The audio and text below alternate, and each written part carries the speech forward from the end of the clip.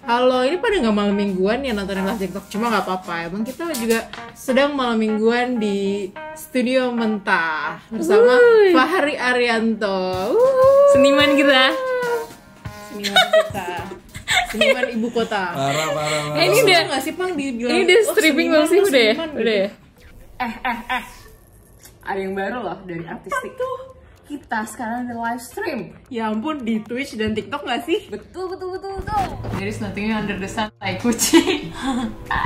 Reelsnya ini aja problematik menurut gue, ngerti gak sih? Kayak Apa gitu? Lu tuh apa sih? lo ngapain apa sih? Lu ngapain gitu? Tiap malam minggu jam 7 dan Setiap weekday juga, tapi ya semutnya kita aja.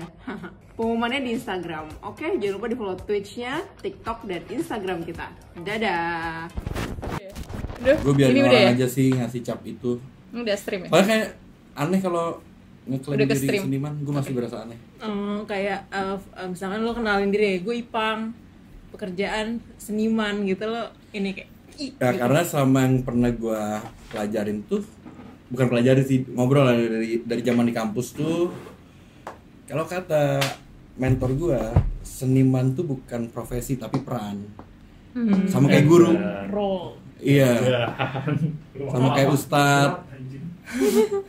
Apa? Seniman itu bukan profesi tapi Kak, simpel aja, seni menurut kakak itu apa? Ayo Bang, jawab. Nih, di sini ada seniman namanya Fahri Arianto. Keren banget, udah pertanyaan udah langsung berat ya. itu Kak, pertanyaan simpel paling aja lucu. menurut kakak, seni itu apa? Gue gak bisa jawab lagi men, seni itu apa? Kenapa? Seni itu keindahan. Lo geli kan kalau gue jawab kayak gitu kan, geli juga kan lo. bisa aja emang dia pengen tahu aja. Kenapa? Seni itu adalah keindahan. Tapi nggak semua seni indah. Apakah yang Keindahan tidak menurut orang kan beda-beda. keindahan menurut subjek-subjek tertentu gitu ya? Ya, Tapi kalau nggak indah berarti bukan seni kah? tidak menurut siapa? Karena menurut gue porosnya seni itu ada di pembuat, bukan di audiens. Jadi lo akan melakukan hal itu tanpa lo mikirin lo dulu lo suka apa enggak. Kalau ada apresiasi dari orang, itu menurut gue next levelnya selanjutnya. Tapi poin pentingnya lo ngelakuin itu kan atas kesukaan lo sendiri dulu. Berarti seni sebetulnya nggak diciptakan intentionally lo pengen bikin sebuah seni gitu ya? Ya nggak? Iya, seni menurut gue jadi medium untuk ekspresi ini tuh akhirnya. Lo mau ngapain, mediumnya bisa ya seni, bisa lo kerja, bisa lo ngapain. Nah, seni menurut gue jadi medium itu. Iya benar juga lagi, bagus tuh Vince. Nggak ngerti gue. Nggak, gini nih.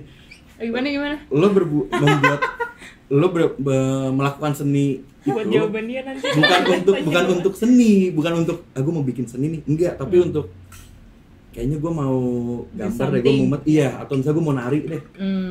Tapi motivasinya kayak lo lagi mumet nih, gue pengen joget-joget. Motivasinya bukan gue ingin berkesenian gitu, bukan? Iya, betul. Nggak ada tuh kalau di definisi ini nggak ada Ya karena kata-kata berkesenian. pertanyaan tadi gue bilang bagus itu pertanyaan yang susah dijawab gitu loh. Karena banyak banget lo mau baca dari buku, baca ke narasumber, pasti jawabannya jauh. Malah ada yang mau bahas tentang estetik, ada yang bahas tentang keagamaan dari zaman dulu. Jadi range scope-nya tuh luas banget. Nggak ada one size fits all berarti. Iya. Untuk jawaban seni itu apa? Bahkan bisa dibilang jawabannya bisa jadi nggak ada yang salah, tergantung referensi lo ada sampai di mana gitu. Betul. Oke, jadi sekarang kita lagi di Nah, ini gua tempatnya kameramen. Fahri Arianto atau yang biasa dipanggil Ipang. Yanto. Yanto. Hari ini dia namanya Yanto dulu katanya. Ipang, kenapa Hai. namanya Ipang sih, Pang? Ipang.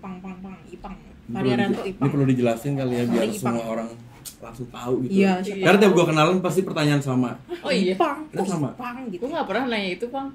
Itu sih. Enggak, lo kayak pernah deh. Jadi Ipang itu base-nya tuh berangkat dari Ipang Lazuardi. Ipang Lazuardi penyanyi.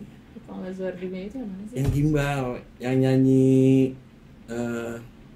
apa film yang anak-anak di pantai itu? Coba deh gue cari. Aku lari ke pantai. Bukan, sahabat Sotoy kecil. banget. Sahabat Sotoy kecil banget. dulu tuh lagu itu nggak sih? Sahabat kecil. Yang Ipang Lazuardi nih gue cari. Lo pasti akan tahu. Neng, neng, neng, neng, Iya, baru saja berakhir. Oh, ini. Ya, Oh, itu Ipang Lazuardi karena suaranya dulu bagus loh. gimbal. Nah, tapi gara-gara itu, jadi SMP tuh era SMP 2006. Di tap-tap 2007, jangan lupa di tap-tap ya. Terus itu ada film Realita Cinta dan Rock and Roll. Ya, gue inget tuh. Radit Jani. Apa Ya, kalian itu. sudah lahir?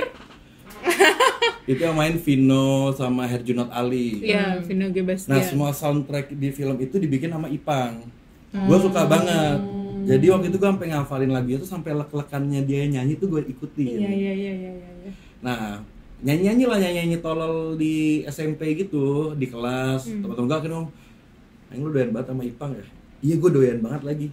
Akhir Tapi kesebut. pada saat itu lo masih Fahri. Iya, Ri gitu. Pahri. Iya, lama-lama di SMP kelas 3 itu ya udah ada manggil Ipang. Begitu ke SMA, gue kenalin diri tuh Fahri lagi. Cuma ada teman SMP yang satu SMA. Iya, biasa ke bawah. Akhirnya Ipang, sampai kampus ada kayak gitu lagi. Ya udah, Ipang. Sebenarnya terus. berarti lo ke Ipang-Ipangan ya pada saat Iya, SMP itu. gue ngefans sampai sekarang pun masih ngefans sama Ipang. Oke. Karena dia menurut gue bagus. Ini gue ceritain bisa panjang nih.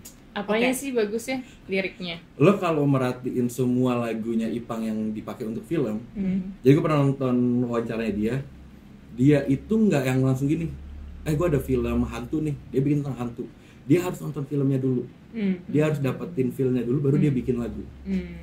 Makanya lagunya selalu nyambung sama filmnya.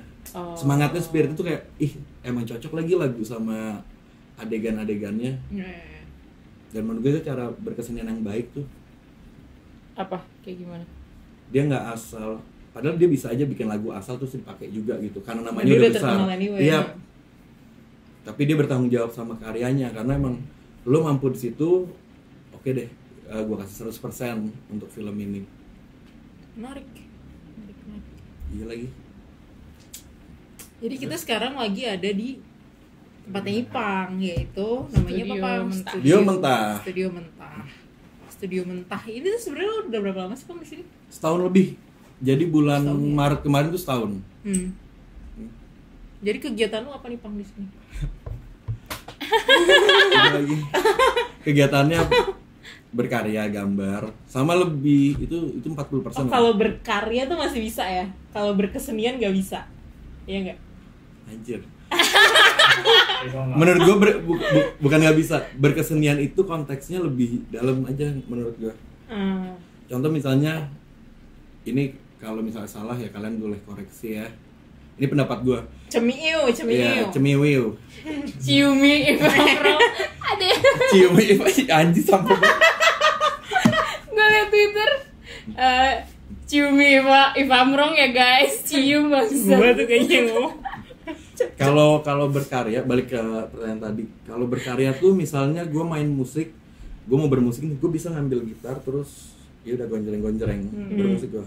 Tapi kalau berkeseniannya, mungkin gue ikut gamelan, bukan harus gamelan, tapi gamelan Bali itu yang emang dia persembahan musiknya tuh untuk leluhurnya, untuk ketuhanan gitu-gitu, untuk ibadah. Itu menurut gue level kesenian tuh ada di sedalam itu. Oke. Kembali ke Studio Mentah. Jadi apa nih Pang? Kalau gue kan, jadi Amalia sama Ipang, coba deh ceritain dulu dong kalian nih. Hubungan kalian tuh apa? Betul. Hubungan kalian. Hubungan spesial. Kacau cuy, dari lama. Aduh, Pang Amar jadi dibuka. Pokoknya jangan sampai dibuka lembar-lembaran lama ya. Oke. Ya namanya juga studio ya. Intinya mah kita temen bimbel bareng aja gitu kan. Orang kayak gue bimbel loh, Kita bimbel bareng aja Bimbel. demi masuk ITB. tapi gagal. Gak perlu masuk ITB kok kalau mau jadi seniman. Jadi. Anjir. Benar. Enggak, itu Tapi masuk ITB juga. akal-akalan ini tau gak? Akal industri. Iya, akal industri. Society, akal-akalan society. Betul, nggak ada hubungannya mau jadi seniman masuk ITB. Jadi seniman aja. Apa? Gue gak nyangka nih setajam ini nih kalian. Serius. Ya, suka. Lo mau jadi desainer lo juga nggak perlu masuk ITB. Lo mau jadi dokter lo nggak perlu masuk FKUI, nggak perlu. Udah, Iya. lo bisa kok. Apalagi zaman sekarang sih. Iya. Itu kita 10 tahun lalu ya berarti ya. Lebih 10 tahun lalu lebih. Sekarang lo belajar tinggal nih nontonin ini aja belajar nih. Benar. Lo nambah wawasan. Mungkin obrolan kayak gini kan dulu cuma ada di daerah-daerah akademisi ya. Tapi sekarang lo bisa ngomongin tentang seni kan bebas aja. Itulah adanya artistik itu untuk mendemokratisasi seni gitu sebenarnya ya. Bukan meledak. Itu channel sebelah. Emang kenapa ya yang meledak-meledak itu gimana sih Bang? Tadi tuh sebenarnya gue udah mau tanya ke si Ipang. Ya menurut lo Bang, apakah seni itu adalah ledakan? Ledakan seni, yang si ledakan seni tuh gimana sih gitu kan? Kata Ipang, oh kemarin gue udah gak bahas sama Amal gitu, tapi yang gue belum denger nih. Nah gue pengen sekalian kalian denger juga gitu. Nggak, kalau gue jawaban gue akan diplomatis sih, akan santai. Oh jadi kayak Politically correct ya? Bukan. Jadi gini, banyak hal tuh yang kalau kita lihat permukaan tuh kita ngeliatnya kontra kan, kayak anjing ini nggak bener, ini jelek, ini berlebihan. Kita boleh nyebut orangnya nggak? Nggak ya, jangan. Sebut aja lah. nggak apa-apa. Tapi menurut gue Dia seneng banget kan emang. Ribet terus. sebut aja ya, misal ada kawan kita inisial BM lah itu. Banyak mau. BM ini sering mereview karya-karya seniman Indonesia. Walaupun Walaupun review ya. review, Iya, dia review. awal-awal tuh ngeliatin dari teknis, terus Lihat nih tekniknya. Udah begitu ini gitu kan? stres. Gitu kan? Betul. Betul. Awalnya kan memang dia permukaan banget yang disampaikan teknisnya atau seterkenal apa seniman itu. Mungkin buat orang-orang yang ilmunya lebih digging lebih dalam tentang seni kayak apaan sih ini, sensasi doang nih. Tapi di satu sisi ini pendapat jujur, gue bukan gara-gara di depan kalian. Di depan kamera maksudnya. Depan kamera. Depan. Menurut gua kita di Indonesia yang masih jauh dari apresiasi seni yang mendalam gitu kan. Menurut gua orang-orang kayak dia, si Mas BM itu atau siapapun lah influencer yang ada yang jual-jual toket gitu, yang dia gambar terkenal 100k terus jadi hebat gitu. Mbak A itu gimana Bang menurut? Gitu apa? Langsung di otak gua langsung mikir banyak banget. Oh alah, kalian maksudnya. Enggak, canda.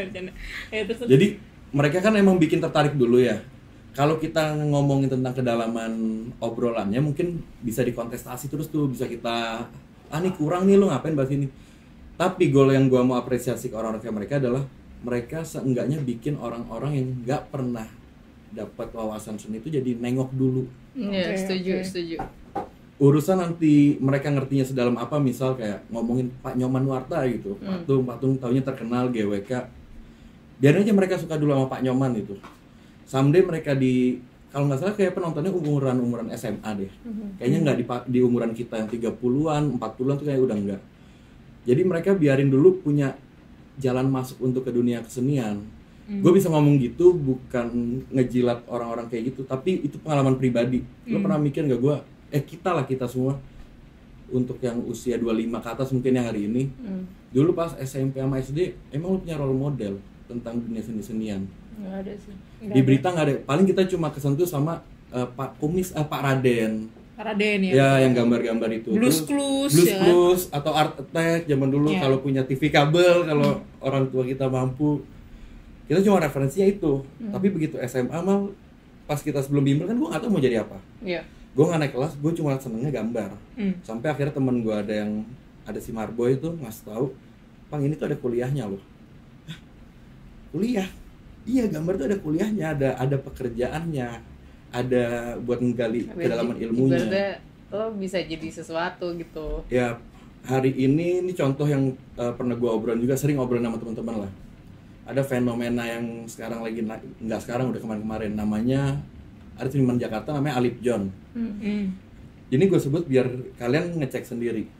Alip John itu saat datang dengan semua pembawaan dia yang duar gila-gilaan penampilannya, kita yang punya batasan moral tuh mikir nggak jelas loh, buka-buka baju, banting-banting apa, terus gambarnya coret-coret. Alip John ini juga agak diisolasi di scanner. Betul. Awalnya gue pun sama teman-teman juga ngeliatnya apaan sih nih Alip John, sampai akhirnya gue kenal sendiri sama dia, gue ngobrol, gue sampai bilang gini, Lip, mungkin banyak yang nggak suka termasuk gue dulu nggak suka sama lo, tapi hari ini 50.000 followers lo itu ngikutin lo, mereka sekarang posting di meja sekolah itu gambar-gambar Alip John. Kita ngomongin teknis tuh nggak usah dibahas sampai lo cara gambar yang salah gitu. Tapi menurut gue dia udah berhasil men-trigger anak-anak muda untuk berani gambar, dan gue pengen jadi Alip John. Gue berani bertaruh di usia yang sekarang 25 ke atas tuh, kita mungkin 10% dari kita doang yang punya role model pas SMP gue mau jadi seniman. Kayaknya enggak deh. Kayaknya dulu kita mau jadi mungkin penyanyi, dunia keseniannya paling penyanyi atau ya dokter, tentara.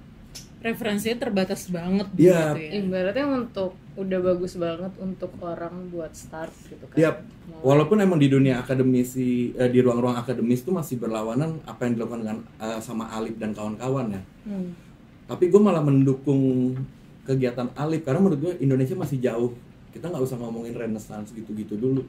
Buat orang seneng sama berkesenian, berkarya itu aja minim. Contoh ya kayak gue aja sampai SMA nggak tahu pelukis siapa yang terkenal dari Indonesia.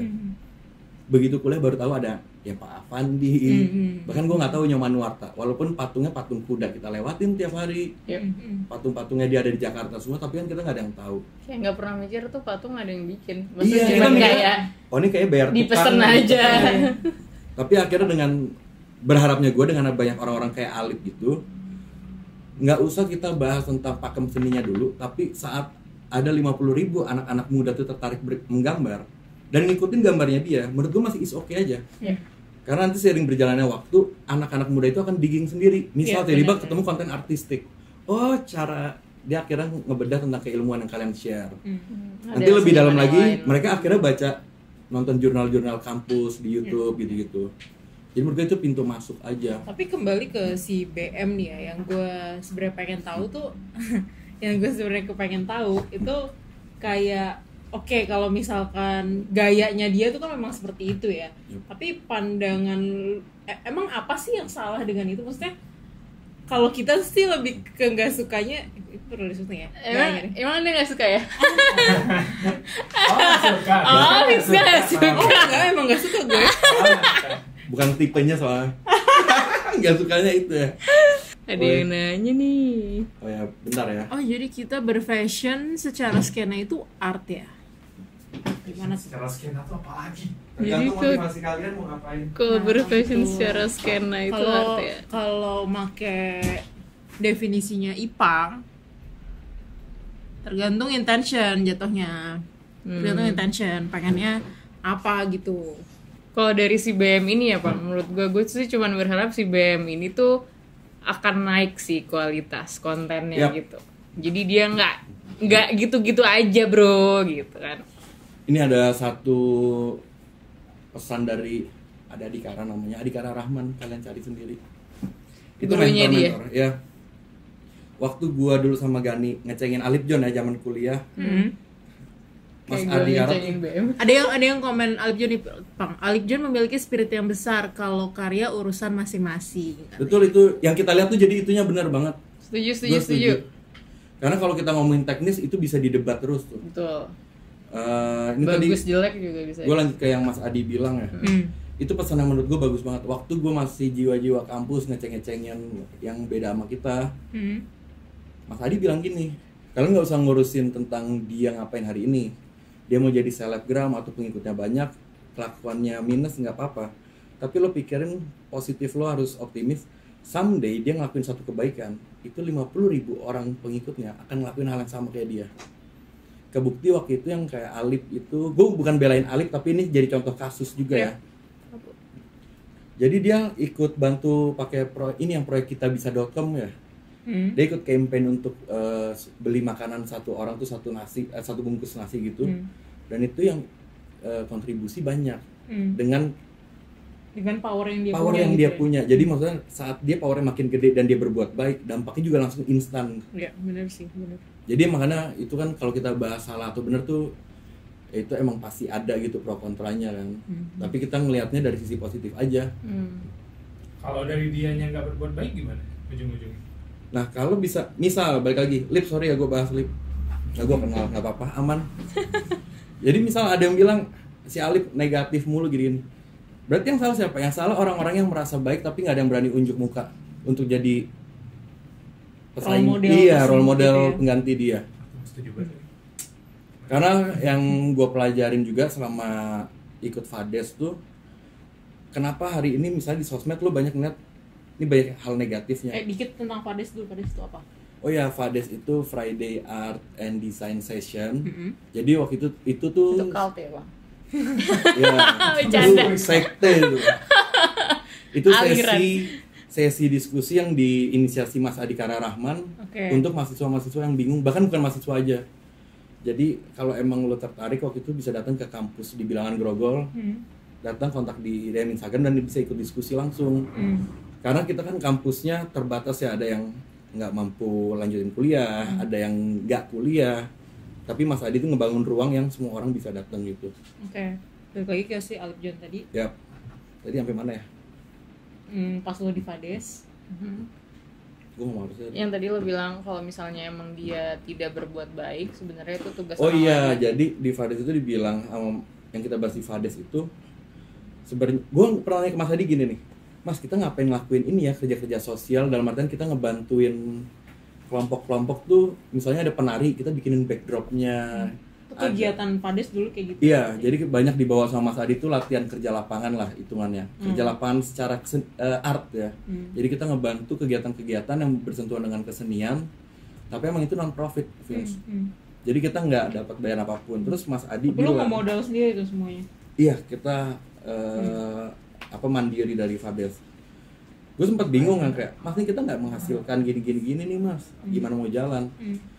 Tapi visinya Mas Adi yang berhasil bikin kita tetap ngejalanin itu. Dia ngomong gini, kita itu ngelakuin ini dan harus ada penulisannya biar someday orang tuh kalau yang mau belajar dia nemu ada kita pernah ngelakuin itu. Kalau kita nggak pernah ngelakuin pencatatan itu, orang-orang cuma ngeliatnya ya udah yang contoh-contoh negatif aja di sosmed. Karena pastinya kalau sesuatu yang negatif tuh lebih mudah terblow up-nya kan. Yap, Dan betul. sementara yang positif tuh ya dianggapnya kayak ya udah emang kayak gitu. Iya. Banyak membosankan gitu. Tapi menurut gue juga bukan tugasnya seseorang yang terkenal ini lagi untuk berbuat baik, gimana ya, kayak Ya itu kan sebenarnya bukan tugas. Lo nggak berhak sebenarnya sih menuntut itu. Iya, betul. Pilihan kan ada di kita sebagai audiensnya untuk ya lo mau nontonin apa enggak. Ya filternya di kita sendiri. Yap.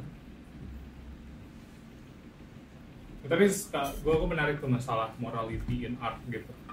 Kayak kalau mungkin yang paling populer siapa ya? Manson gitu, Marilyn Manson. Kan dia suka banget tuh di-push sama interviewer kayak, lu nggak takut lu ngasih contoh satanik gitu buat anak-anak kecil, teenager yang segala macem dan kawan-kawan gitu. Dan itu kan banyak juga tuh digaungkan sama warga-warga Indonesia tuh, kasih contoh dong seniman-seniman, ngasih untuk berbuat baik, berbuat lala yang terpuji gitu kan. Padahal kan ada beberapa emosi yang bisa disampaikan cuman dengan cara itu, dengan cara ekstrim. Ya akhirnya dilihat ya. Kayak Manson tuh bilangnya selalu kayak agak susah lo menyuarakan rage pakai lagunya Britney Spears kayak gitu. Emang butuh swearing, butuh imajiner satanik dan kawan-kawan karena amarah itu yang butuh disampaikan. Dan itu kan menurut gue bakal terus clash sih antara normality sosial sama thought provokingnya naturnya seni gitu.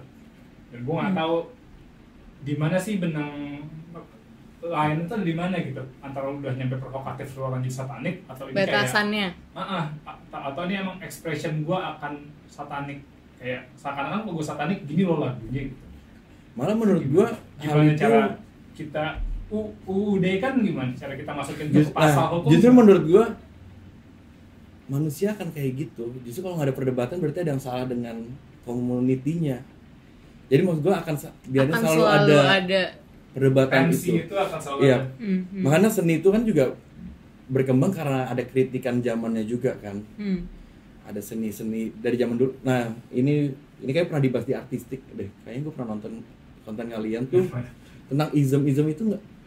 Dadaism. Jadi maksudnya yang namanya ism, dadaism, realism gitu-gitu itu bukan masalah tentang gaya visual toh. Itu kan motivasinya ilmu kan, isme itu kan. Emang ada alasan mereka berbuat kayak gitu, bukan perkara gue sukanya gambar ini iya. Hari ini kita ngadaptasinya karena zaman udah ngeblur, ya kita taunya visual approach-nya aja yang kita tangkap. Nanti kita taruh di sini nih videonya kalau mau tonton. Di mana? Sini. Nah, itu gue cuma mau intermezzo aja sih. Itu bukan tentang gaya visual tok, tapi itu ada reason, makanya sampai akhirnya disebut isme kan, ada pergerakannya, ada movement.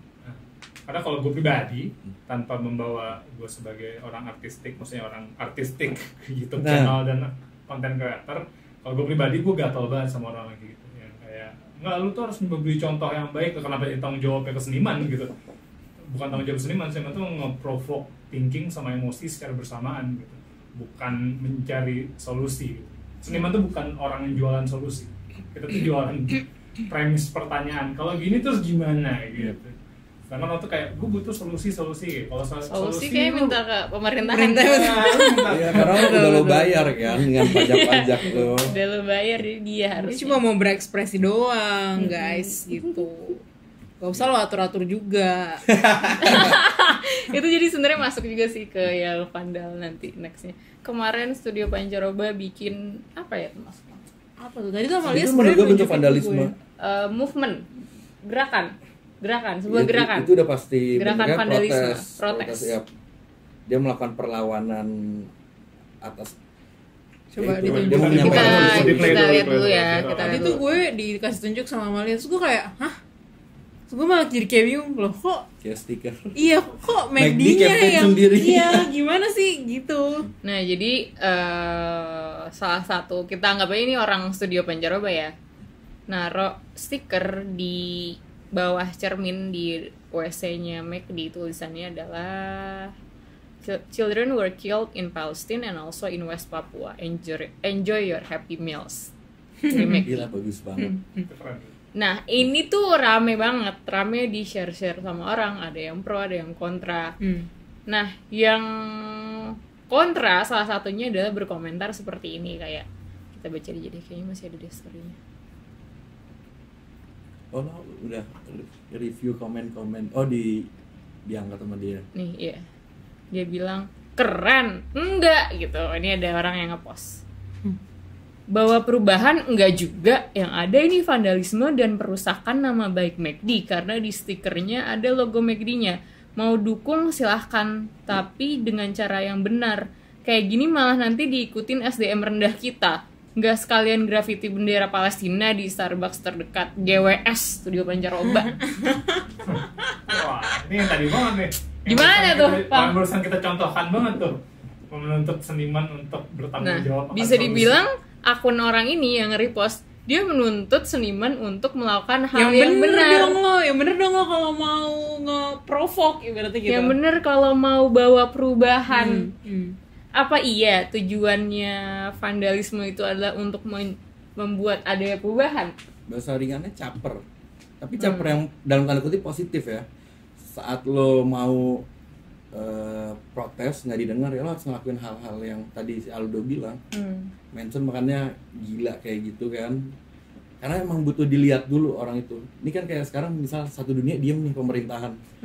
Lo cara ngelawannya emang harus, menurut gua, kalau mau bikin bergerak emang harus bikin apa sih yang biar terlihat tuh apa namanya? Di spotlight gitu ya. Iya, beneran tuh, lo lihat tuh berantakan kan. Ya, biar Lo orang tuh tolong ngeh ditap-tap dulu. dong. Ya, terus. Bahkan menurut gue ini vandalismenya udah yang bagus banget menurut gue. Sebenarnya kalau teman-teman Studio Pancaroba mau gila kan, bisa aja dia misalnya seringan coret aja dari luar pakai kaleng-kaleng pilok gitu. Tapi dia ngelakuin, dia punya moral ngelakuin dalam bentuk desain kayak gini. Dia masih mikirin, dia terstruktur, menurut gue canggih banget. Vinska aja nggak sadar tadi gue kasih. Kayak sadar gue pas ngeliat ini. Kayak gue pas ngeliat juga gue zoom Vince kayak, ih ini beneran vandalnya gaul parah sih. Terus dia jawab, Om yang budiman, dari awal kita nggak bilang aksi ini keren-kerenan dan muluk-muluk ingin membawa perubahan sosial. Perubahan mah dari dalam diri dulu Om. C gitu. Oh tolong jelaskan saya bang, SDM tinggi apa itu vandalisme? Kita tuh dipaksa sehat di negara yang sakit. Jadi kalau kita dianggap sakit berarti kita waras. Thanks bang dokter sudah ngingetin. Betul. Jadi vandalisme ini sebenarnya gimana sih bang?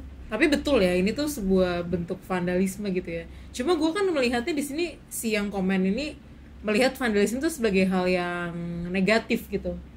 Tapi sebenarnya kalau dari POV orang yang melakukan hal itu, sebenarnya kan bukan itu dong pastinya apa yang dilakuin gitu kan. ini menurut gue cara ini yang tadi gue bilang, seni jadi medium untuk mengekspresikan sesuatu gitu.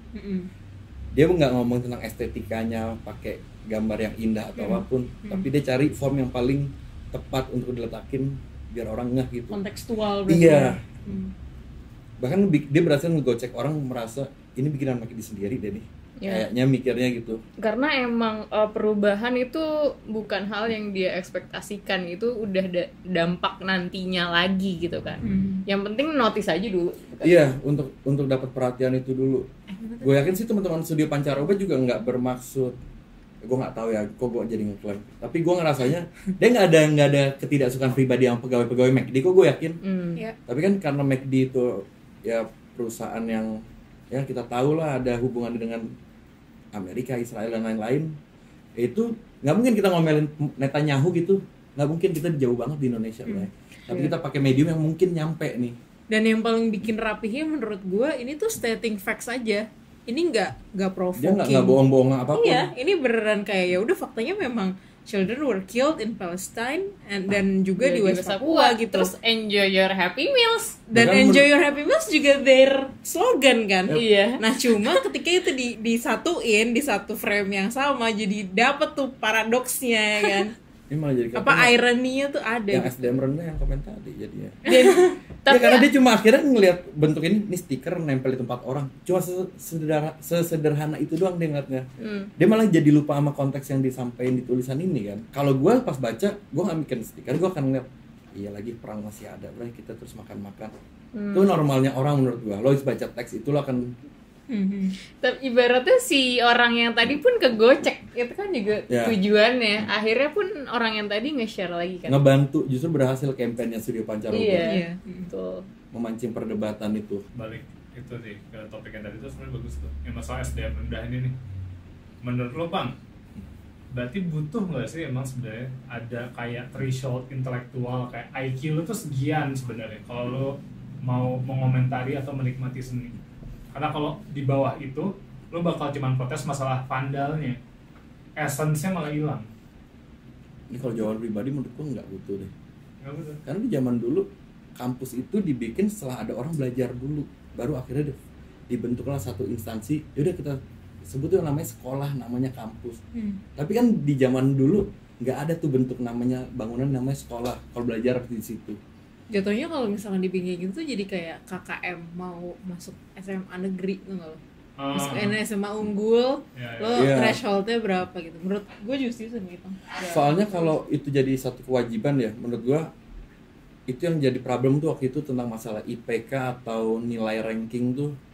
Lo tuh jadi kayak duluan jadi karyawan terbaik atau jadi pegawai, lo nggak dibiarin bebas di luar jalur yang lo suka gitu. Makanya sebenarnya gue nggak sepakat dengan ada keharusan untuk IQ lo sekian ya baru lo boleh protes. Lo kan orang gitu, lo punya rasa, punya otak. Walaupun lo nggak sekolah, instingnya tetap jalan. Yang namanya lapar lo harus cari makan. Kalau orang yang berpendidikan atau ngerti nih sistemnya, oke, gue harus kerja, gue ngelamar. Tapi kalau dia di hutan dia akan berburu. Kan sama poinnya, dia tetap harus cari makan. Lebih ke perspektif setiap orang beda aja sih. Mau tingkat intelektualnya segimana. Yang salah itu saat lo nerapin level lo ke orang. Itu jadi distorsi tuh. Kayak lo nganggap, oh kita ini paling modern dibanding orang di desa. Sedangkan orang desa tuh lebih modern. Mereka nggak perlu internet untuk bikin makanan. Mereka cuma butuh tanah sama hujan jadi tuh, sama bibit. Menurut gue itu teknologi kan, dia bisa ngulangin selama setahun 2 kali panen. Tapi kita dengan bangga dengan punya HP udah kita lebih maju. Jadi deh kalau pertanyaannya gue ganti nih pertanyaannya. Pertanyaannya adalah, katakan kita berempat nih Menteri Kebudayaan dan Kesenian Indonesia ya kan. Misi kita, KPI kita tahun 5 tahun ke depan selama masa presiden ini ada itu adalah bikin jumlah orang yang protes itu mah vandal, nggak ada hubungannya kali Gaza sama ini, dasar lu nyinyir aja. Itu tuh katakan ada 270 juta orang di Indonesia. Jadi ini tuh 200 juta aja ya, 70 juta tobat di situ lah. Oh mereka paham maksudnya adalah nge-provoke thinking sama nge-provoke emotion lu. Ya lah, tadi lagi makan doang, cuman kenyang, pas lagi cuci tangan, oh iya juga ya, gitu. Ada ironinya ya, gue ngebantuin orang yang jauh di sana, cuman di sini gimana nasibnya gitu. Nah, itu gimana? apa? Solusi kita apa? Biar orang tuh 70 jutanya jadinya tobat. Oh iya, gue paham maksud lo gitu. Lo tuh bukan vandal, lo tuh bukan ini, lo cuma mau ngeprovok otak gue doang. Yang tadinya otak gue idol, lo suruh gawe sekarang. Menurut gue itu gini nih, kayak Apa yang kita lakukan? Apa kurikulum apa yang mau kita... sebenarnya bukan kurikulum do, nyebutnya lo tetap doing aja apa yang menurut lo, bahasanya jadi klise sih, benar gitu. Kayak gimana gue jelasinnya, lo tuh nggak harus langsung dengan satu sikap, lo harus bisa ngerubah orang gitu. Oh, berkali-kali jadinya. Iya, ini boleh gue pakai analogi lain biar gue jelasin lebih mudah ya. Gue zaman SMA pas akhir kuliah dan setelah lulus, gue masih sering ikut kawan-kawan aksi demo gitu loh di depan DPR. Walaupun gue udah nggak bawa nama kampus, tapi gue ikut aja sebagai gue pelaku seni visual nih. Gue akuin gue ikut ngebangun mural-mural, bikin poster sama teman-teman kayak gitu. Terus sampai adalah orang bilang ke gue, "Bang, kayaknya lo percuma deh demo, nggak akan didengar juga, lo teriak dari jauh. Mungkin yang kita lakuin itu bukan untuk menang di hari itu, tapi someday 10-20 tahun lagi anak-anak kita ngeliat, ini emang dari dulu Indonesia bego ya, pada diem aja warganya. Mereka lihat berita, mereka lihat buku sejarah. Oh, banyak kok teman-teman yang udah berjuang dari lama mungkin belum berhasil. Jadi itu cuma sebagai pembuktian moral lo aja untuk hadir di lapangan." Oke. Ada bahasa yang lebih gampang lagi nih kalau itu terlalu berat ya. Lo pernah dengar kisah Nabi siapa ya? Yang ada burung merpati, ini ada kebakaran di hutan nih. Terus ada burung merpati, dia ngebasahin badannya gitu ke danau, terus dia nyipratin kebakaran itu pakai sayapnya. Terus banyak binatang ngomong, "Lo ngapain ngelakuin itu, nggak akan padam api itu." Tapi terus dia jawab gini, "Mungkin api ini nggak akan padam, tapi seenggaknya Tuhan tahu gue berdiri di mana saat ada musibah." Jadi yang dilakuin tuh usaha berbuat baik aja dulu. Walaupun kebakaran hutan itu nggak akan padam dengan dia kipas-kipas gitu. Tapi saat dia mati, dia percaya Tuhan kayaknya ngelihat gue berbuat baik gitu. Oke.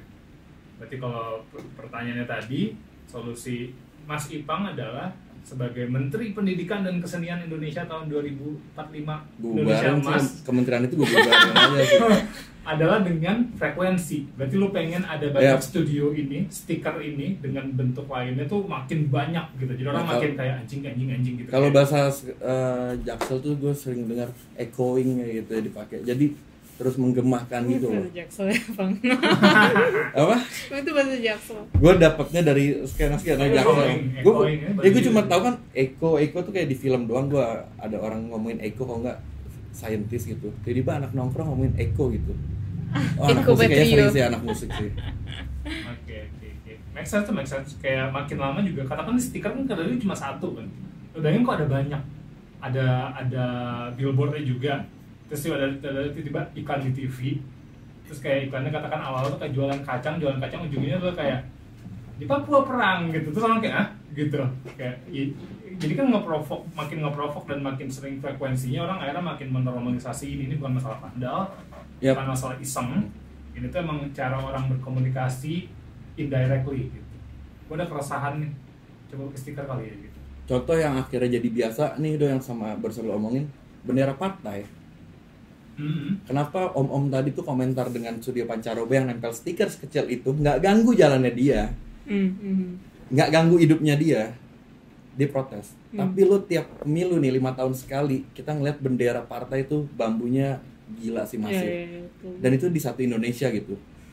Itu ilegal yang nempel di jembatan itu. Yang ilegal itu yang dia misalnya sewa billboard yang emang advertising itu legal. Ini nggak banyak orang tahu deh kalau itu ilegal, Pak. Itu ilegal. Kita omongin kan, gue juga baru tahu kalau ternyata kalau yang di pohon tuh nggak boleh gitu. Makanya satu sisi tuh gue berterima kasih banget sama teman-teman di komunitas graffiti dan street artist ya. Mereka tuh banyak banget di berbagai daerah pas musim pemilu itu ngerespon tuh dicoret-coret mukanya. Kalau kita ngeliat secara personal, misalnya ada saudara lo yang caleg atau siapa gitu, ngeliat anjing foto saudara gue dicoret-coret. Tapi kalau lo mikir lebih jauh lagi, saudara lo aja nempel di tempat yang salah.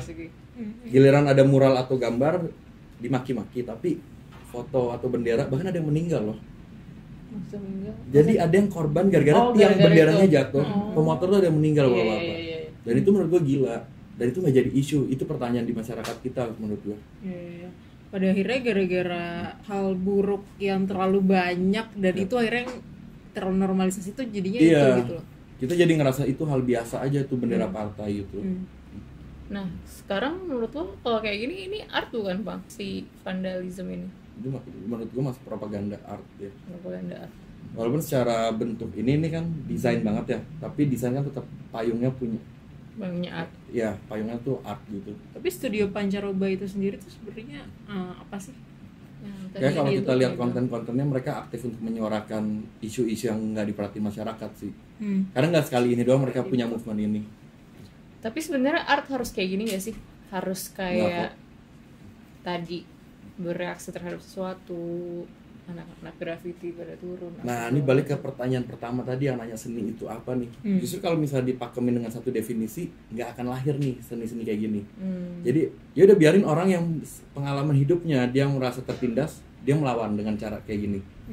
Ada yang emang pengen gambar estetik aja, contoh Pak SBY gitu.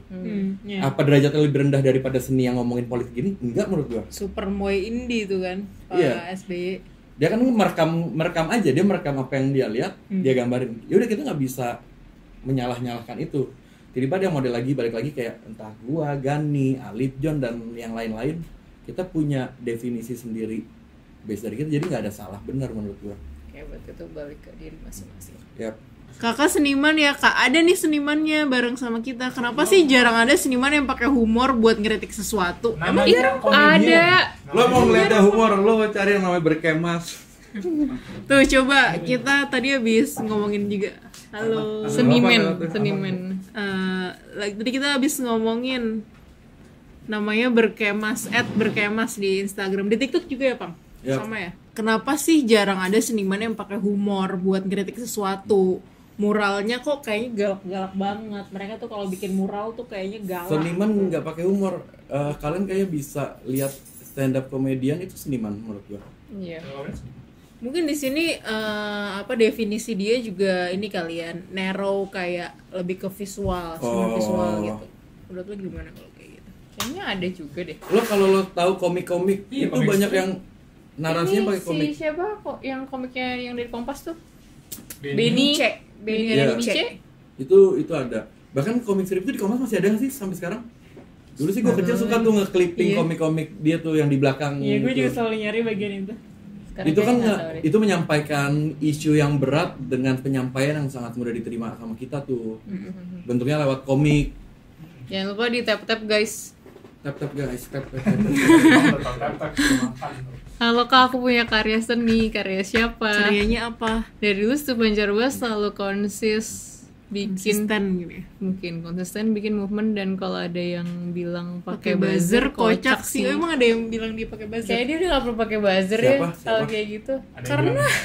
Karena orang-orang yang benci tuh buzzing, jadi udah nggak perlu pakai buzzer. Udah punya haters mah nggak pakai buzzer. Ayo, gue baru kemarin banget lagi nontonin Rocky Gerung. Kenapa Dia dia? bilang buzzer itu bukan orang yang dibayar. Buzzer itu ya itu akhirnya kayak teman-temannya Studio Pancaroba. Mereka mendukung dengan antusias aja. Iya. Iya, betul. Akhirnya buzzing. Iya. Konsep buzzer dibayar tuh kayaknya cuma ada di awalnya dia Sebutan di politik Indonesia, deh. iya. Di politik, Di politik kayak tuh, iya. pengen bikin apa gimana ya? Pengen bikin suatu isu, misalkan ada artis gitu misalnya bermasalah, terus kepengen membalikkan fakta gitu, akhirnya di boost tuh sama fakta-fakta baiknya kayak gitu loh. Yang sebenarnya ya itu harus bermasalah sebenarnya sekarang yang lagi viral, tapi dibikin di boost supaya yang viralnya ketutupan Iya. kayak gitu kan. Konsep buzzer sebenarnya. Si AA kaosnya sae. Kaosnya apa sih bang?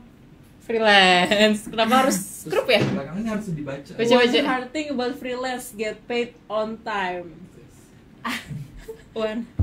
Emang get paid on time ya freelance? Kan makanya ini pesan untuk orang-orang lihat lo kalau lo hire freelancer itu lo jangan tunda-tunda pembayaran karena dia bisa mati duluan. Lo beli di mana sih kaosnya? Oh iya nih kaos dari Baru Dakwel di Bandung, namanya Ini Studio Apa. Ini Kita masukin studio apa? Nama IG-nya apa Worldwide kalau nggak salah. Apa Itu semua desainnya APA. menurut gue lucu banget. Dia pernah Gue bikin pernah lihat tuh apa worldwide. Candi Prambanan ya, tapi desain baju kayak baju Thailand, terus teksnya di sisi Indonesia. Oh. Jadi orang kiranya baju Thailand kayak Angkor Wat atau apa, tapi pas dilihat loh ini Prambanan. Jadi dia itu bentuk kritik menurut gua, kritik yang lucu. Nah itu Kritiknya via termasuk design. bentuk seni yang lucu. Yap. Jadi ternyata banyak ya. Banyak Banyak. banget. Banyak. Nanti kita bikinin kali ya sebuah video yang bahas variasinya. Seni humor. Apa ya? Oh iya. Seni humor juga sih. Ini gua mau nyampein penting nggak penting sih. Apa? Apa semua karya itu karya seni? Itu sebenarnya harus dibahas. Apa semua karya itu dapat Dikatakan karya seni. karya seni? Karena gue punya opini enggak. Kenapa tuh? Karya tuh bahasa Inggrisnya apa ya? Work doang ya sebenarnya. Kalau Iya. artwork Makanya baru karya seni. di bahasa Inggris ada istilah painting, ada istilah art, ada istilah music, ada istilah art juga. Misalnya ada pertunjukan musik gitu ya, yang emang musiknya tuh bukan yang musik-musik pop atau industri gitu. Itu kan pasti label show-nya tuh entah performing apa, performance art. Karena menurut gua kalau udah art itu ada kedalaman yang berhubungan sama society gitu loh. Contohnya kayak sama society. nah, ini asumsi gue ya. Contoh kayak gini dok, semua orang itu bisa bermusik, tapi nggak semua orang bisa jadi seniman. Tapi nggak berarti itu mendiskreditkan yang pemusik tadi. Karena itu sah, itu berkarya itu dia. Tapi kalau seniman itu punya dampak moral yang lebih dalam untuk lingkungan dan dunianya gitu. Contohnya kayak ini, Iwan Fals ya. Lirik-lirik Iwan Fals di era 90-an, menurut gua dia itu berhasil nganterin diri dia untuk dapat gelar seniman menurut gua. Karena saat orang dengerin lagunya, dia terprovokasi untuk merasakan hal yang dinyanyiin, protes-protes pemerintah tentang ibu susah beli susu. Bukan sekedar dia jual, oh enak didengar. Berarti stepnya udah sampai dampak ya? Dampak, betul. Udah Makanya bukan notice kayak tadi kita bilang ada notice terus akhirnya dampak. Ya ini udah stepnya dari notice dia jadi berdampak. Yap. Ya, gue selalu pertanyaan gue gampang biasanya tuh kalau sama anak-anak dari kosan tuh, yang ngebedain wali apa judulnya yang matamu stereo lihat ke kiri kanan tuh judulnya Kayaknya lo dongeng. Iya, Wali, lagu Wali. Tahu gua. Emang dasar apa yang bedain emang dasar sama Stairway to Heaven atau sama Bohemian Rhapsody apa yang beda itu? Sama-sama main gitar, sama-sama ada bassnya, ada vokal, mereka mixing, mereka ke studio, mereka nulis lagu, mereka pakai chord yang sama, bukan chord yang sama. Ya pakai chord juga, nggak satu kayak gue nggak peduli setan sama chord gitu, enggak gitu. Cuman kenapa satu Led Zeppelin, satu Wali. Terus kenapa kita waktu itu di konteksnya di kamar kosan gue, kenapa kita semua setuju di ruangan ini bahwa Led Zeppelin kastanya lebih tinggi daripada Wali? Kenapa lo yang mau pertanyakan itu? Artinya saat pertanyaan itu timbul langsung evaluasi kenapa gue nanya itu ya? Iya nggak sih? Kenapa pertanyaan itu timbul? Gue pada itu premisnya adalah gue pengen gimana cara kita punya objektif measurement terhadap karya seni sama kayak kita punya objektif measurement terhadap intelektualitas. Kayak ada art quality, kayak IQ kan intelligent quality nih, ada kayak semacam art quality dan bisa nggak tuh dikasih skor? Karena waktu itu, balik lagi premisnya adalah karena lo mau beli emang dasar sama mau beli Stairway to Heaven, belinya adalah mengkonsumsi itu. Spotify tetap sama-sama 50.000 per bulan. Kenapa orang milih dengerin lagu emang dasar? Kalau sama-sama harganya 550 juta, suruh pilih katakan Range Rover atau Agya bekas tabrakan. Orang pasti beli Range Rover. Kenapa di dunia seni orang lebih ada yang prefer pilih Wali? Menurut gua itu asumsi lu doang. Kenapa itu? Karena kecuali lu ngobrol sama pecinta Wali juga, lu hadirin di kamar kosan lu dan lu Iya, berimbang. betul. Waktu itu nggak ada pecinta Wali. Itu jadi berimbang. Gua doang pecinta Wali. Gua bilang Wali itu bagus, men. Dan akhirnya pecinta Wali bisa ngomong dari mana itu kenapa bisa berdampak bagus, sampai lo ya. gila-gilain Wali gitu. Kenapa matamu stereo lihat ke kiri dan ke kanan itu kan sebuah Pada saat itu gue lagi jatuh banget terus lagu itu ada gitu. Bukan Stairway to Heaven. Iya, gua nggak bisa bahasa Inggris dan ada Wali yang mewakili itu bisa banget loh. Ada Wali yang menjadi wali gue gitu. Yang bikin gue semangat bangun pagi tuh Wali. Stairway to Heaven bodo amat. Sama ini gue punya analogi, ini lagi-lagi dari Mas Adikara, karena nempel di omongan dia. Dia ngomong gini, lo ngasih 2 orang mobil Alphard gitu, satu orang kota, satu orang di daerah di kampung gitu. Terus lo kalau lo bandingin, mereka suka enggak juga Pak, enggak berarti orang daerah tuh nggak punya Alphard, itu jadi gembel. Dia mungkin nggak punya kan dia nggak butuh, dia butuhnya traktor. yang harganya ternyata 3 kali lipatnya mobil-mobil gitu. Tapi setelan dia nggak butuh musik, ibaratnya mungkin dia nggak butuh Led Zeppelin. Ya. Ada yang ngomong, Pang, aku tim Wali Songo aja. Ai. Mantap apa tuh. Gas. Apa tadi ada yang komen juga pas lo lagi ngomong tuh setuju, dan soalnya ada pengamen sama ada David Gilmour itu in context of dampak. Yap. In context of dampak, jadi kayak dampak. Kalau gue entah kenapa measurementnya terhadap Pada nggak main masakan lagi gue ya. Kayak kalau gue tuh dampaknya di aspiratif. Katakan saat gue ngeliat Wali, gue cuma emes terhadap kok ada ya orang nongkrong nih di studio ya kan capek terus dia sampai pagi. Terus pas di studio dari kita apaan? Ini aja matamu stereo. Kenapa tuh? Iya karena kan lihat ke kiri ke kanan, anjing hahaha, bisa di record. Gak ada yang protes gitu kayak jangan gitu sih, lirik tuh gak ada gitu. Dok, ini gue mau nyampein dari tadi kan kalau gue ngeliatnya lo sebagai pelaku ya lo musisi gitu. Iya bisa dibilang. Lo akhirnya pakem lo tuh ngebangun ya lo kalau bermusik harus belajar tangga nada gitu kan. Ini pernah gue obrolin sama Gani, teman studio gue di sini. Gani itu kalau ngelukis dia dengerin musiknya tuh musik-musik yang hari ini tuh kayaknya orang-orang gaul doang yang tahu. Jadi ada musik klasik, ada musik yang lagi pop banget, gaul-gaul elektronik gitu. Yang kalau gue dengerin gue nggak nyaman. Padahal gue pengen dia tuh bagus, referensi musiknya Gani tuh menurut gue bagus dalam artian gila lu bisa nonton misalnya orkestra gitu. Di gue kalau gue dengerin gue nyetelnya lagu-lagu netral, bling, pang-pangan atau metal atau enggak sekalian dangdut. Bukan karena pas gue jadi gue suka ngobrol sama Gani tuh kita saling kenapa ya gue suka ini ya. Terus gue akhirnya nganalisa kenapa gue suka musik-musik yang random. Jadi tiba-tiba di playlist Spotify gue tuh ada dangdut, tiba-tiba ada band metal, tiba-tiba ada Iwan Fals, habis itu nanti ada Led Zeppelin. Karena gue baru yang gue suka dari musik itu bukan musiknya. Yang gue suka itu momen pertama kali gue denger itu. Jadi emosional ya? Emosionalnya. Kayak dulu kenapa gue sampai hari ini kok gue suka banget sama Ceylon Seven. Bukan karena gue nggak sering nonton dia, bahkan baru sekali seumur hidup nonton. Ternyata kalau gue flashback itu yang nyokap gue setel saat nganterin dulu ke sekolah itu atau gue di juga rumah. lagi itu gue banget. Sampai akhirnya gue kalau denger Ceylon Seven tuh kok seneng ya. Okay. Bukan karena liriknya nggak nyambung, lagi ngomongin pacaran gue nggak ada masalah dengan itu. Momentumnya tuh kayak kerikol Momentumnya, gitu kan, iya. Dan udah nyaman di kuping lu jadi Dan gue familiar banget. Ya, Familiar, betul. jadi bisa menikmatinya tuh sebenarnya bisa sejauh itu tuh Dok.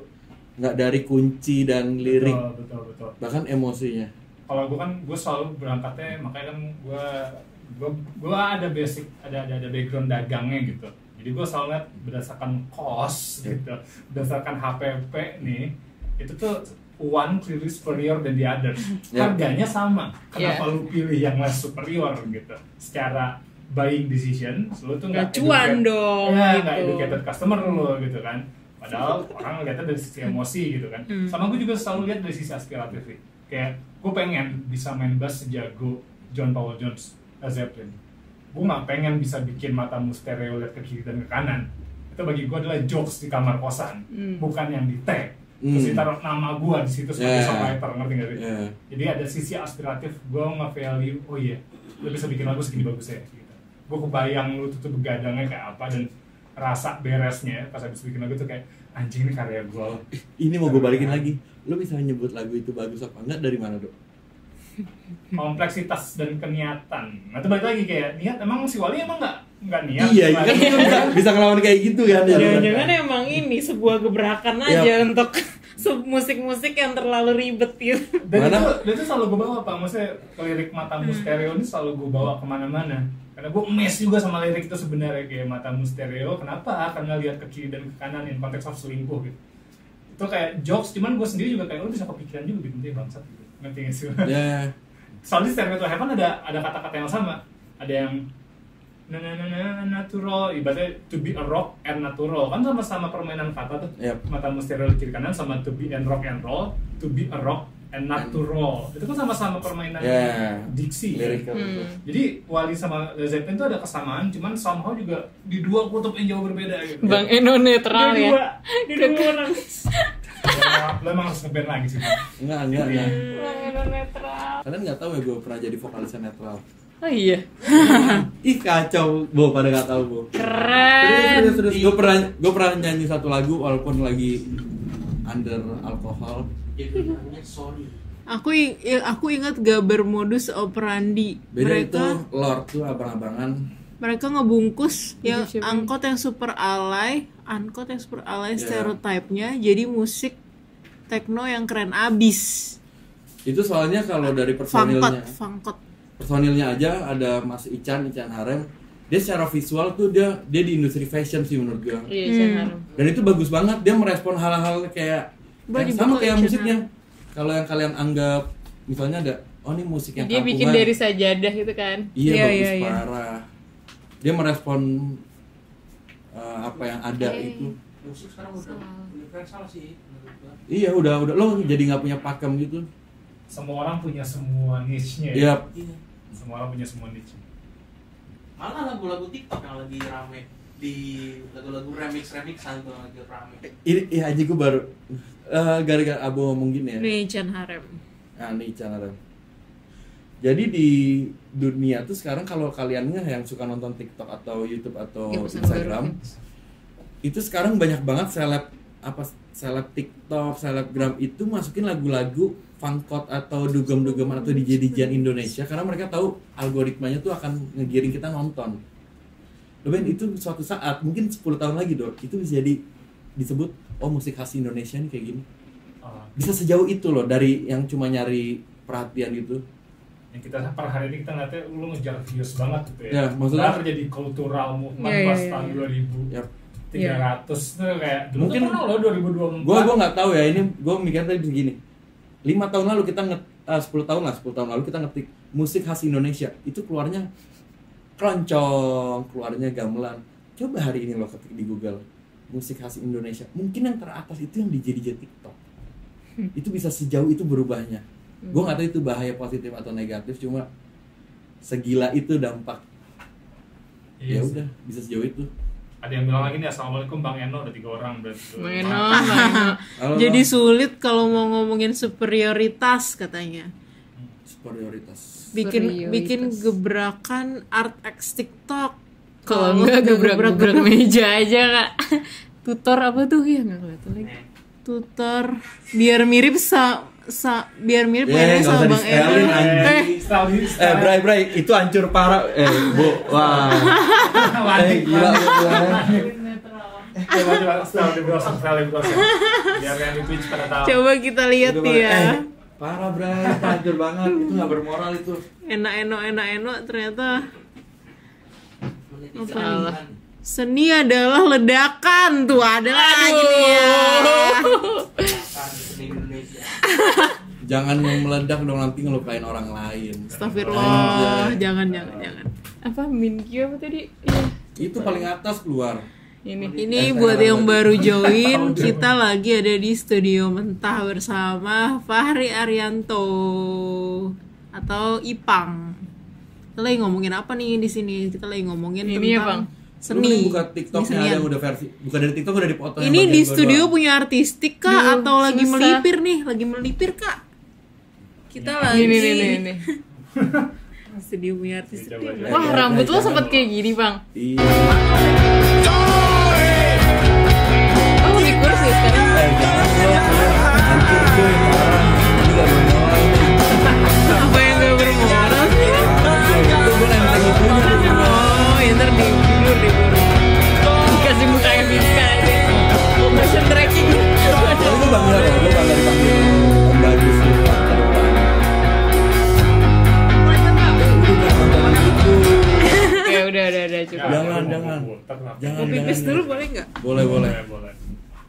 Lagu favorit Bang Eno apa, Bang? Sorry. Udah 5 orang. Sorry. Bang Eno apa kabar? Coba AI sedikit kali ya. Pengen tahu viewsnya Ipang terhadap AI. Nggak tahu lagi gue. Kalau gue kayaknya kalau pendapat gue tuh bukan bahas tentang AI-nya tuh, tapi lebih ke kemajuan teknologinya. Jadi kayaknya bukan tentang artnya doang deh yang akan gue omongin tuh, tapi lebih ke teknologi itu dari dulu gue udah ngebayangin tuh akan semakin canggih yang bikin orang nanti lumpuh. Orang lumpuh. Contoh kayak gini, dari zaman dulu tuh waktu belum ada kendaraan, orang bisa hidup sehat tuh kan dia mau nggak mau dia harus Kakinya jalan dipakai. kaki, iya dia badannya harus digerakin terus. tiba-tiba hari ini ada yang orang bisa diem doang, bisa ngerasain rasa makanan, atau dia merasa ada di lagi olahraga Vision atau apa. Pro gitu Iya, ya. lo di bius gitu kan, maksudnya dimanipulasi ya, seakan-akan lo ngelakuin itu. Cuma menurut gue value-nya olahraga nggak bisa digantiin menurut gue. Value-nya gerak tuh nggak bisa digantiin. Akhirnya nanti gue ngebayanginnya tuh bahayanya motorik tuh lemah nanti. Oke.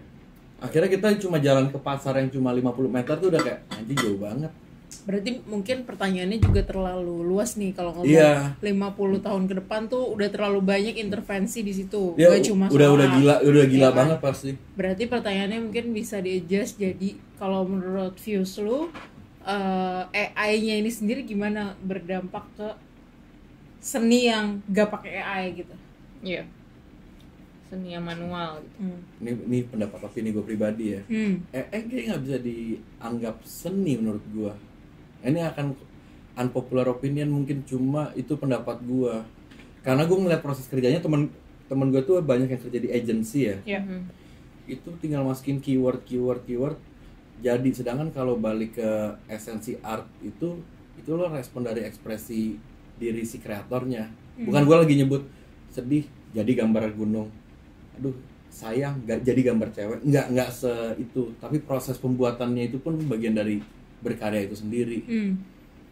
Aduh iya lagi katanya gitu. Tapi bukan berarti AI itu jadi jelek ya, karena untuk kebutuhan industri mungkin tertolong juga orang-orang Terus. teman-teman yang di industri mungkin butuh karena cepat banget. Dia langsung untuk presentasi awal bisa langsung oke, lo bikin iklan misalnya mobil lagi lewat di lumpur, di belakangnya hutan, itu langsung jadi, terus komposisi bagus banget. Jadi lebih ke ngebantu fungsi praktis aja sebetulnya ya, bukan untuk Tapi ada satu apa ya? gue baru ingat banget. Kalau nggak salah tuh di dunia juga lagi ada perdebatan. Dia kan nge-save dari referensi data di internet. Ya.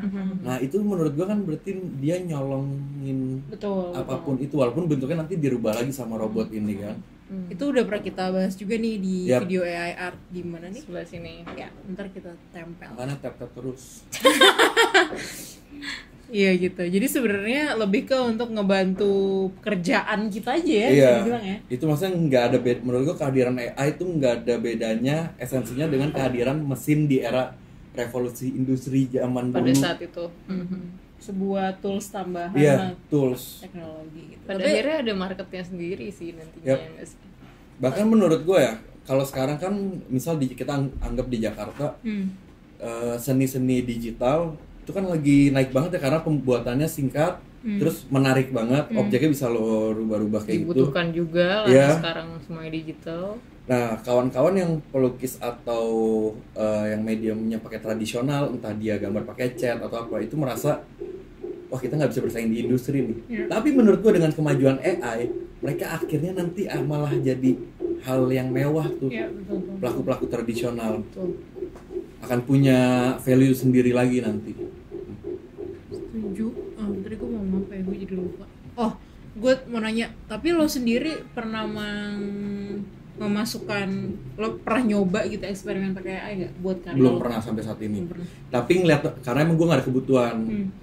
Gue ngeliat temen gue melakukan itu di depan mata, ya itu yang gue akhirnya lihat. Itu gila, menurut gue terlalu gila. Bang Eno ada pertanyaan Bang Eno. Apa?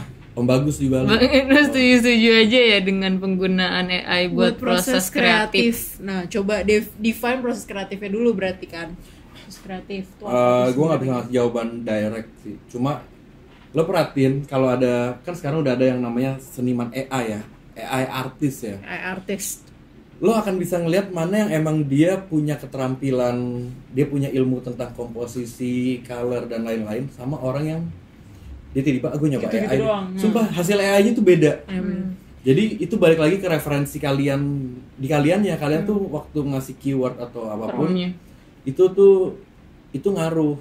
Karena gue ngeliat ada yang sekedar main AI masukin hasilnya kayak Photoshop, potongan-potongan gak jelas. Sebenarnya sama aja kayak orang nggak bisa ngedesain dikasih Photoshop. Iya benar Gitu benar kan. benar banget maksudnya Kalau kayak nggak gitu. bisa pakai toolsnya ya sama aja bohong. Man Yap. behind tools. Iya. Tapi lo tau nggak kalau misalkan itu kan namanya prom ya kalau masuk Yap. itu.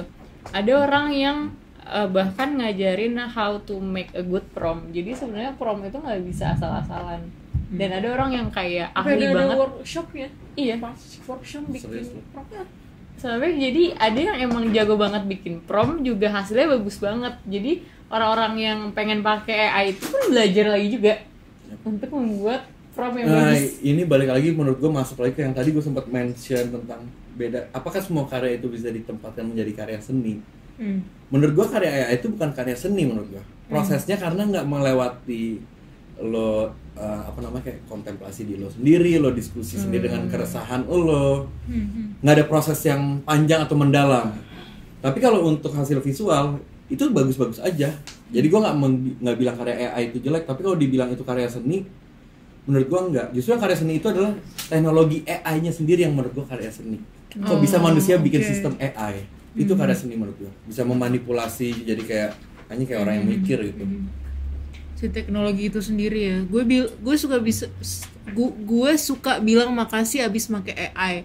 Takut dibantai di lain hari. Maksudnya. Oh, jadi dia bisa bikin. Dia takut di-kill sama AI gitu maksudnya. Jadi dia pakai AI kayak makasih ya. Gila, ini lo bagus banget, keren banget itu. Moral lo tuh tetap jalan walaupun lo berhadapan dengan robot. Ini sih Hoream. Bagus banget. Aduh Hoream. Keren banget. Kenapa sih?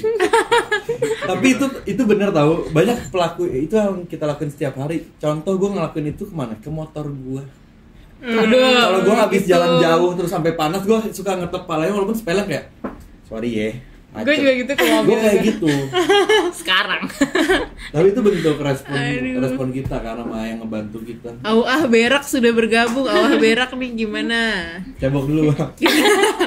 Tadi dia bilang, Kak lukisan abstrak kok mahal-mahal sih, kenapa? Kayaknya nggak semua abstrak mahal-mahal deh. Ya nggak sih? Berarti satu yang perlu dipertanyakan adalah apakah abstrak emang mahal? Adakah abstrak yang murah? Kayaknya sebenarnya lebih ke arah abstrak tuh nggak berhak mahal, ya nggak sih? Ya yang dia ini ya. Iya. Yang dia.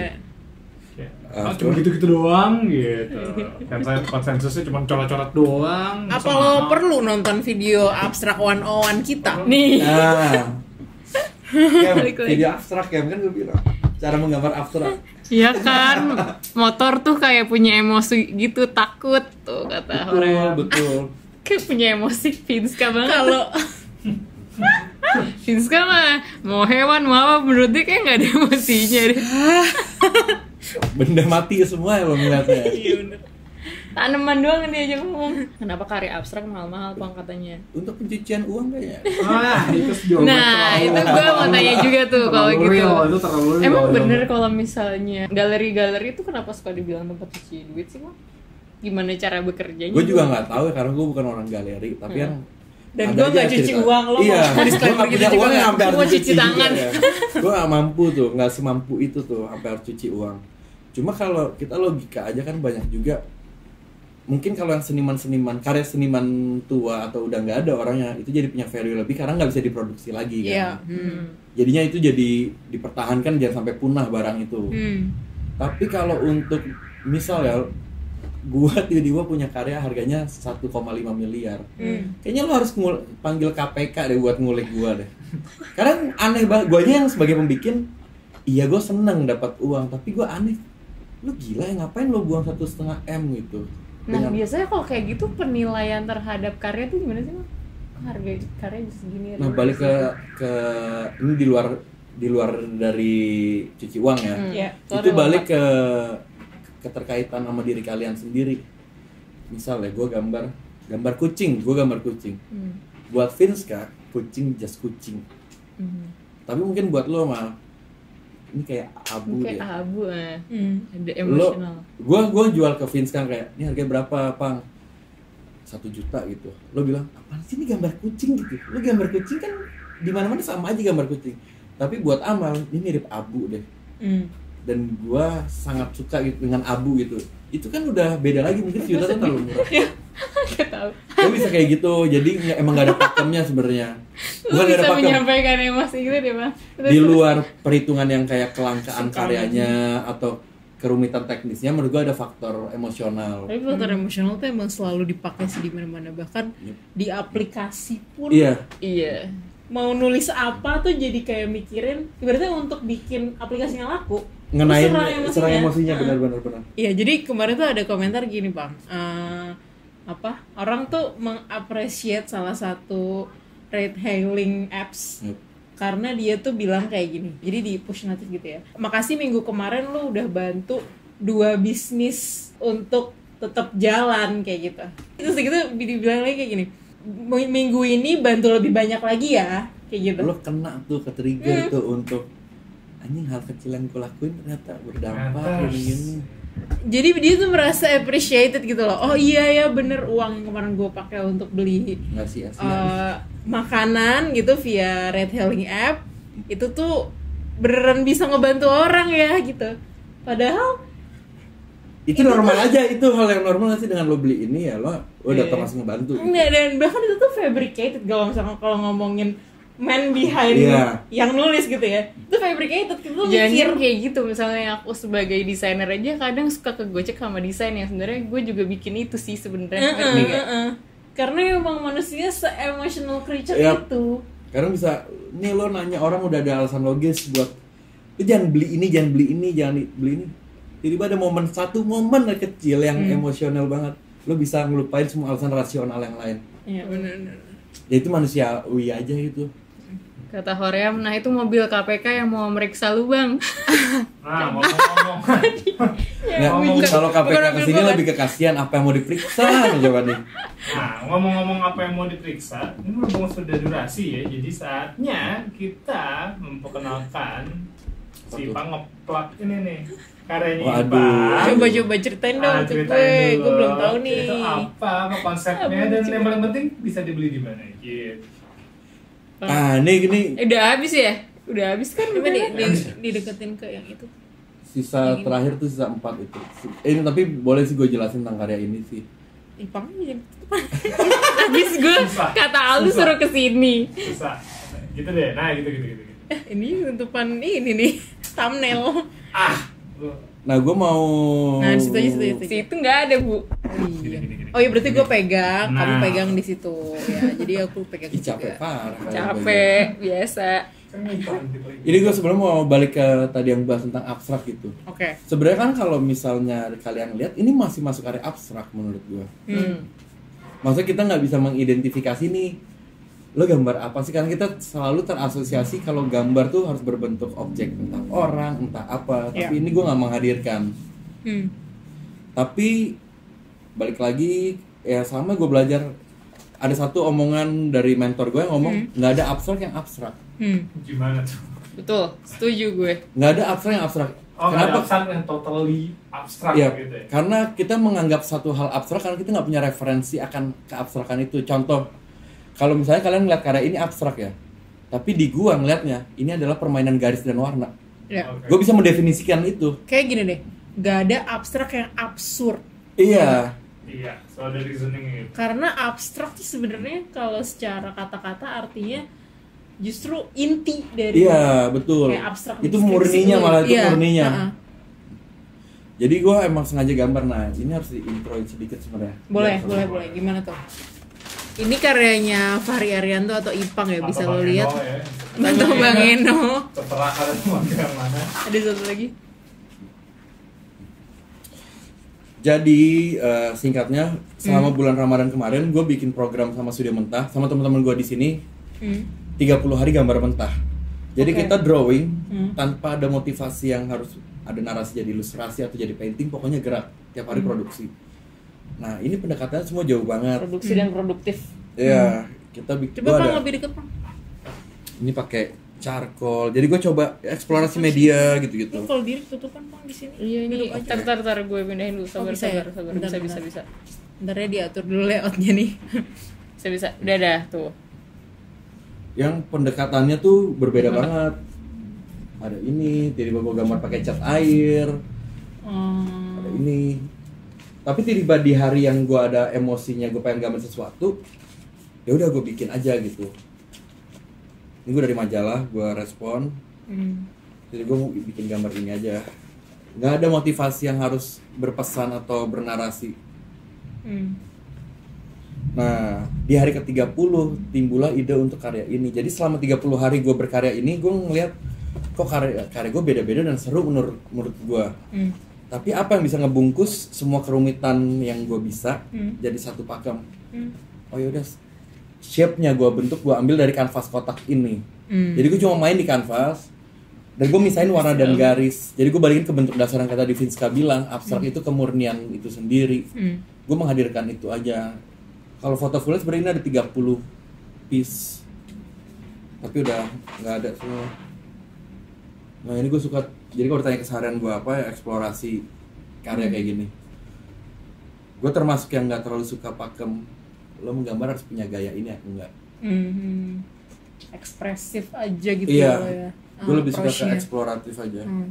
Walaupun at the end ya lo pasti ada Mungkin ada ya. Ada benang Iya. merahnya. Pakem kak, iya ya, akhirnya kayak ada style ada benang merahnya gitu loh Pang sebenarnya. Ini bahkan ada yang agak jauh. Ini, Aduh, ini takut kena TikToknya untuk yang ini tadi. oh iya. Ada TIT. Nah ini gue pas lagi mau gambar, jadi teman gue meninggal gitu. Hah? Kemarin, ya udah gue pas gue gambar dapat info meninggal, gue ngeresponnya tadi gue nggak pengen ada tulisan ini. Habis itu gue tulis tentang cerita perkenalan gue sama dia dan gue tulis Al-Fatihah di sini. Jadi serandom itu gue bikin karya di 30 hari itu. Kalau gue mati lo bikin karya apa? Kenapa nyuruh orang Pakem, lain ya? gue bikin pakem. Kenapa orang lain yang gambar? Kenapa jadi request? Yang mau gue sampein adalah proses bisa sampai ke bentuk yang sederhana kayak dipegang Vinska sama Amal. Itu adalah hasil proses yang 30 hari gue iseng untuk menggambar sampai akhirnya nemu konklusi kayaknya lucu nih kalau warnanya gue pisahin dan shape orang tuh gue ilangin, bentuk-bentuk itu gue ilangin. Gue coba pakai bentuk dasar.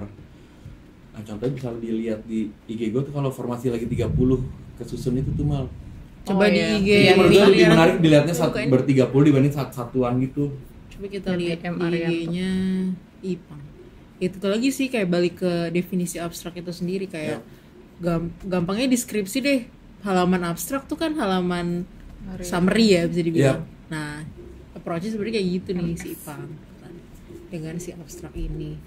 Dan kebanyakan ini ya. Dan kebanyakan seniman-seniman yang gue baca juga gitu. Jadi si karya abstrak kayak ini adalah summary dari apa yang dia rasain gitu. Ada juga yang berpendapat ngebalikin seni itu ke seni murninya lagi. Ngehadirinnya, lo bisa ngehadirin keindahan atau sesuatu tanpa harus menggambarin objek. Karena lo saking menghargai warna, garis, dan semua elemen dasar seni itu. Sampai ada yang bilang juga tuh. Gitu. Sampai ada yang bilang kan kita bahas abstrak juga ya. Katanya orang tuh harus belajar seni murni dulu, maksudnya harus belajar realis dulu baru belajar abstrak, ya nggak boleh belajar abstrak, nggak boleh langsung belajar abstrak. Jadi kayak kurang bisa dihargai ketika lu jualan abstrak tapi lu nggak bisa gambar realis gitu. Ada yang berpendapat kayak gitu. Kalau gue balikin motivasinya apa dulu? Ini yang bisa menolong kalian mendefinisikan kalau ngeliat hal-hal kayak gitu ya. Jadi gini, misalnya ada orang yang benar-benar baru tertarik dengan dunia seni visual, dia bisa menghadirkan sosok atau karya yang menarik dan itu laku. Tapi pas kita tanya motivasi lo ini gambar apa? Oh ini untuk healing, untuk ekspresi, untuk apapun. Oh ini bisa jadi karya seni menurut gue, maksudnya bisa ke arah situ. Tapi ada juga loh orang yang punya bakat, motivasinya bukan seni, dia justru seni itu jadi media untuk mendapatkan uang. Dan itu menurut gue nggak salah. Maksudnya dia akhirnya dia ngerti cara bikin batik yang bagus atau bikin baju yang bagus atau bikin lukisan yang cocok untuk jadi dekorasi gitu. Dia nggak punya kedalaman keilmuan yang tentang teori warna, nirmana dan lain-lain, tapi dia emang dia tahu cara menjual apa yang menghasilkan. Menurut gue itu nggak bisa disalahin juga, menurut gue ya. Jadi sah-sah aja. Tapi kalau makanya gue bilang nggak bisa sebenarnya ada satu definisi pasti untuk seni itu apa. Karena beda-beda motivasinya, sangat beda. Ini ada pertanyaan terakhir ini. Ada yang nanya teknis. Gimana caranya melukis pakai cat air tapi nggak melengkung? Tadi dibahaskan kertasnya beli yang mahal. Itu bener Udah sih, pakai itu kertas yang harganya 10.000 per lembar tetap melengkung. Kurang mahal. Skill berarti bang katanya gitu. sebenarnya bahasanya bukan kurang mahal, tapi beli kertas yang tebal. Biasanya watercolor paper tuh 300 GSM tuh. Oh, Gitu, Tapi kalau airnya kalian tuang segelas ya melentung juga. iya. Tapi FYI emang cat air itu sebenarnya ini di teman-teman gue juga ya, sebagai pelaku tuh banyak yang bilang cat air tuh medium paling rumit untuk dipakai. Makanya kenapa di Indonesia banyak dikenalin di masa muda, di anak-anak TK? Karena kita miskin dan cat air itu murah. Tapi sebenarnya teknik penggunaan itu yang paling Susah. rumit.